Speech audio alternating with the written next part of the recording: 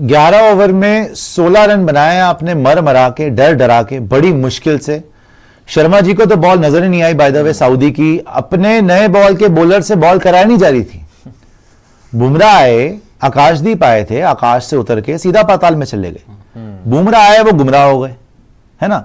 Saudi आया, उस stump सुखाड़ कर रख दिया, आपके पर खच्चे उड़ा कर रख दिया रोहित शर्मा जी की, उनको बॉल नजर ही नहीं आई। 9 बॉलें खेली रोहित शर्मा ने, 0 रन, बोल्ड।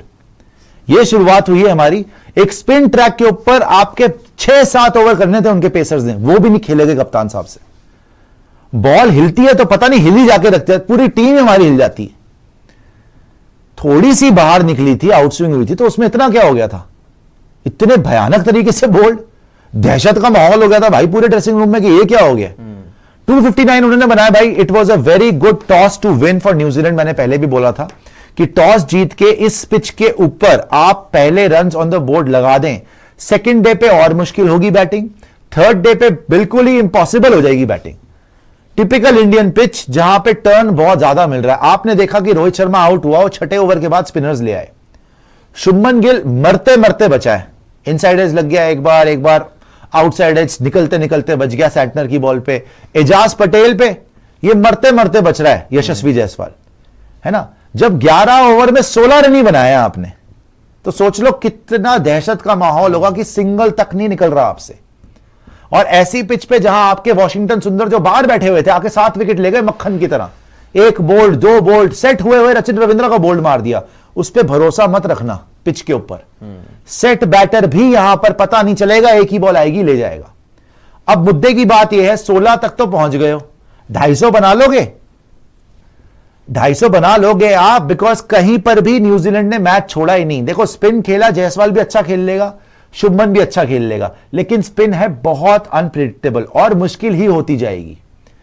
स्पिन में क्रैक्स, स्पिन में जो रफ, राइट, जो आपके शू के एरिया होते हैं, फुटमार्क्स होते हैं, वो सारा डेवलप होता जाएगा, वहां से टर्न मिलेगी। कुछ कुछ क्रैक्स तो अभी हमने देख लिए, पहले दिन पे ही ऐसा टप्पा खा के ऐसा ऑकवर्ड बाउंस जा रही है, इतना इतना अंदर आ रही है। वॉशी देखो कैसे बोल्ड मारा उसने, 5 बैटर को तो वॉशी ने बोल्ड कर दिया, इतनी टर्न हो रही है बॉल। और ये भी एजाज पटेल और ये सैंटनर जब बॉल कराई है, हवा नहीं लग रही थी आपको। आप फील्ड प्लेसमेंट देख लो, बैटर के पास उन्होंने, अब हमने तो इतने नहीं लगाए थे, उन्होंने तो 5 फील्डर लगा दिए, 3 स्लिप लगा दिए, एक लेग स्लिप लगा दिया, एक फॉरवर्ड शॉर्ट लेग लगा दिया। 3 स्लिप, एक लेग स्लिप, एक फॉरवर्ड, मतलब पूरा यहां पर घेरा डाल दिया बैटर के हमारे, कि मार ले भाई, सीधी मार दिया तो मार ले, हिम्मत है तो मार ले।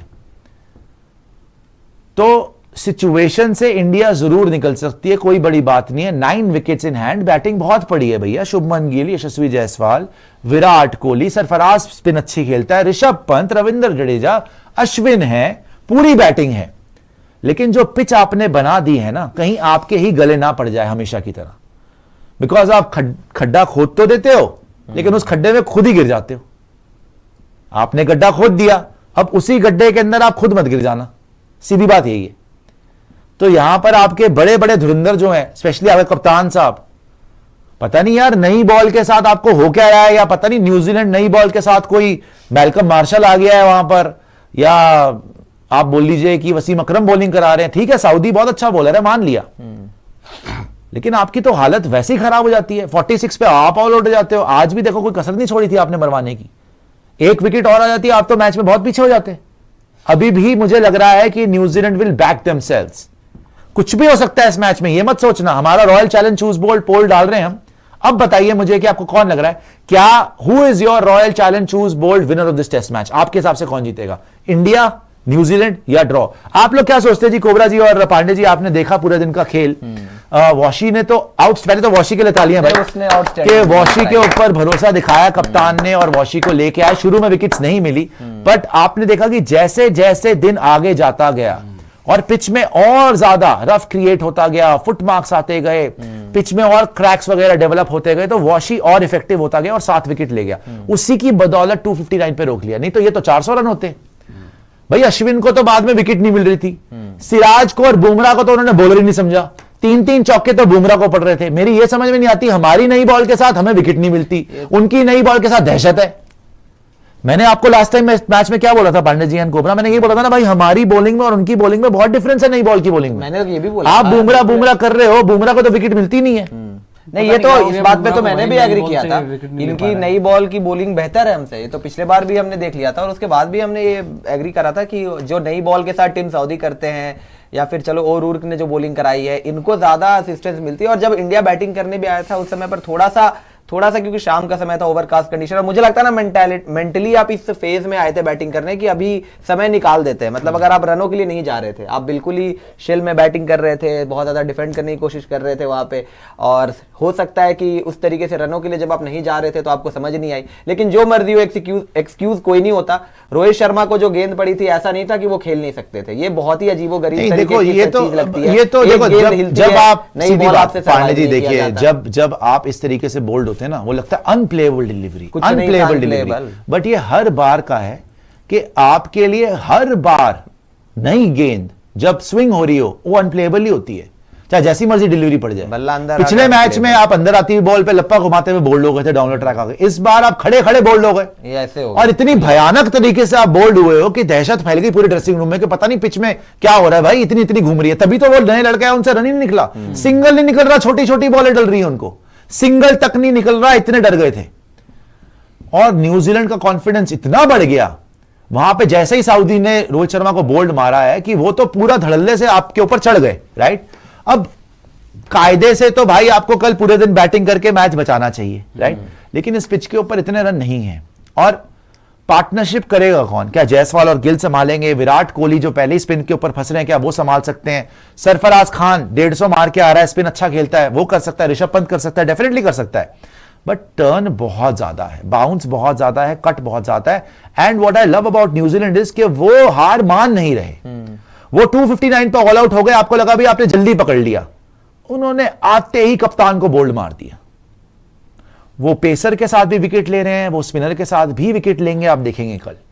लेकिन आपको पेसर के साथ विकेट नहीं मिली, स्पिनर के साथ भी वॉशी ने एक्स्ट्राऑर्डिनरी कर गया तो बच गया, वरना अश्विन को बाद में छक्के पड़ रहे थे। अश्विन को निकल के मार रहा था, सऊदी ने चौका मार दिया निकल के, अश्विन को सेंटर ने भी मार दिया निकल के, नीचे से बहुत रन बनाया सेंटर। तो अश्विन को भी छक्के चौके पड़ रहे थे, सबको पड़ रहे थे, बस वॉशी आपको बचा गया, वॉशी आपको बचा गया। लेकिन मैं दोनों से सही में जानना चाहता हूं कि कल आपको 243 रन से हम पीछे हैं, 243 इस पिच पे बहुत स्कोर है। अगर आपको लग रहा है कि नहीं जी ये 243 400 के बराबर है बाय द वे इस पिच के ऊपर, और स्पेशली उनके पेसर्स के साथ, हमारे पेसर्स तो भाई पिटने ही आए थे।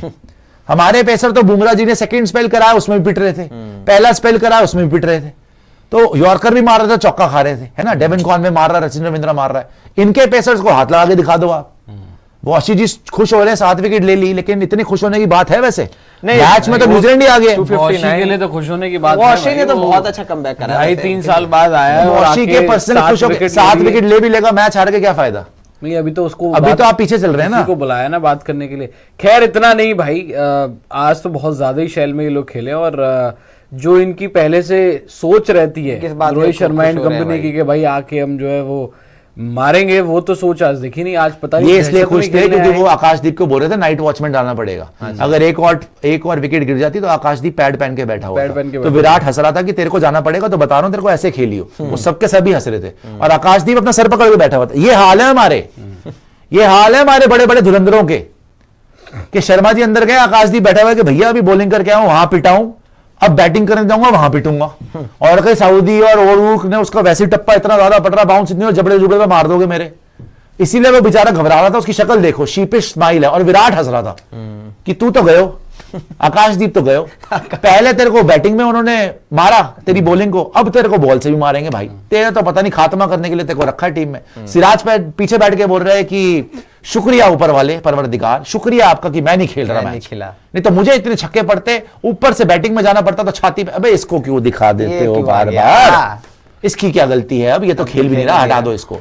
खैर अभी भी उम्मीद है आपको कल हमारी पार्टनरशिप अच्छी लगेगी, लग सकती है यार, ऐसा भी नहीं है। 243 तो है, नहीं लग सकती है। एक पार्टनरशिप भी लगती है ना 243 में, तो आधी लीड। अगर आप जो है अपने घर में स्पिन नहीं खेल सकते तो भाई फिर छोड़ दो खेलना। सर स्पिन बहुत ज्यादा हो रही है, छोड़ दो यार। मैं फिर वही बोलूंगा, आप इस बात पे डिपेंडेंट थे कि आप पहले बैटिंग करोगे, स्पिन खेल ही नहीं जाती। आप रोहित शर्मा ने क्या बोला टॉस पे कि we also wanted to bat first, ठीक है आपने पिच आपने पिछली बार की पिच तो ऐसी ना थी। पिछली बार की पिच में इतना स्पिन नहीं था। पिछली बार तो आप गलती पिछली बार आपने दिया थोड़ा बहुत, वहां पे गलती से ओवरकास्ट कंडीशन हो गई तो बाउंस भी मिल गया उनको और स्विंग भी मिल गया उनको।